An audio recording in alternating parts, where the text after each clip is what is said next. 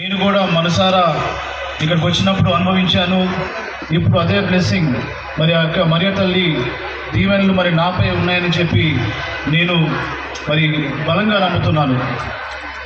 ఈ రోజున చూస్తే అల్లిపల్లి అంటే మరి తల్లి, మరి దీనికి మరొక పేరు కూడా ఉంది.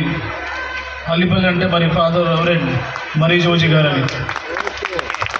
ఎందుకంటే నేను చాలాసార్లు ఇటు వెళ్ళినప్పుడు వస్తున్నప్పుడు మరి ఈ యొక్క పుణ్యక్షేత్రం ఇంత ప్రసిద్ధి చెందిన కారణం ఏంటో తెలుసుకున్నప్పుడు ఒకటే పేరు వినిపించింది, అది మరీ తల్లి, దాంతోపాటు మరి జోజి ఫాదర్ గారు.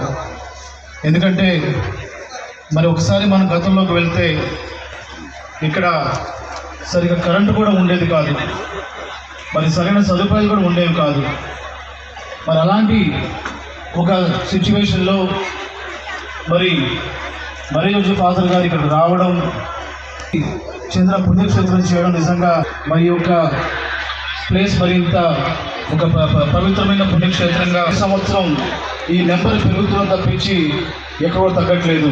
ఎందుకంటే ఎటువైపు చూసినా కూడా మరి జనాలతో నిండిపోయి ఉంది.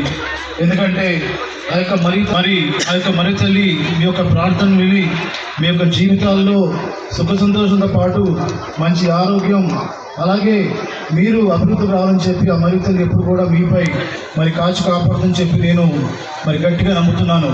ఆ యొక్క మరి తల్లి దీవెనలు నాపై ఉన్నాయని చెప్పి నేను బలంగా నమ్ముతున్నాను.